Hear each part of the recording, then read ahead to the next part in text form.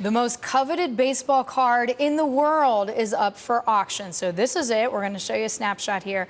The 1909 Honus Wagner card, and it could sell for as much as $1.5 million. Now, there are other copies out there, but this one is in better condition than most. In fact, one of them is in the Baseball Hall of Fame in Cooperstown.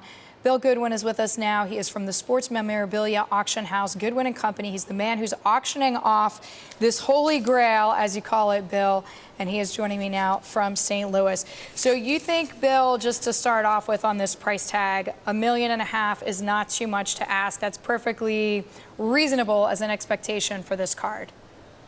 Oh, I do. I would be disappointed if we didn't hit $1.5 million. It could be somewhere around 1.2, 1.5. You never know in auctions. But the history, we really don't know anyone who's owned a Wagner card and sold it that's lost money.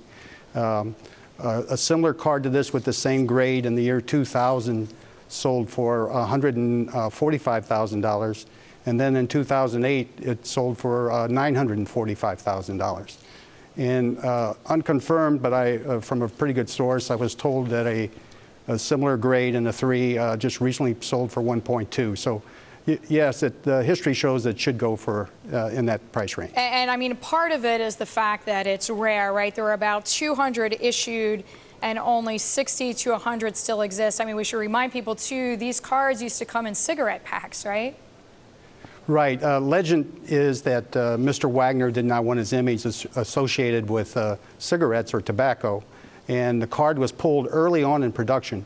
We know that there's been 43 examples graded by authenticating companies in our hobby, but only 5 have graded higher than the example that we're selling.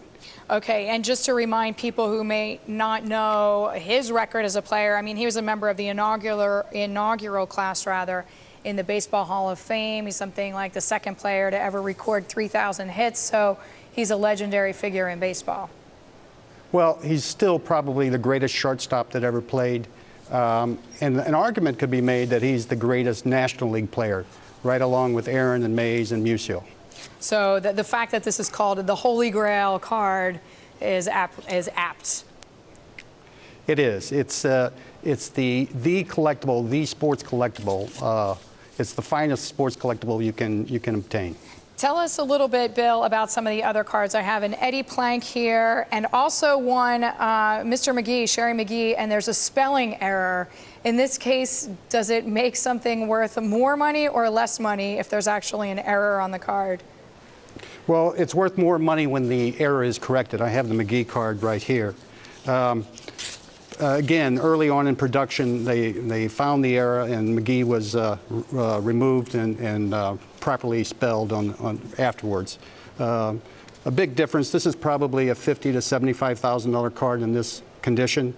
The corrected version, which is very common, probably sells for a couple $100. Okay, Bill. Well, we wish you luck. We thank you very much for coming on, sharing the cards with us.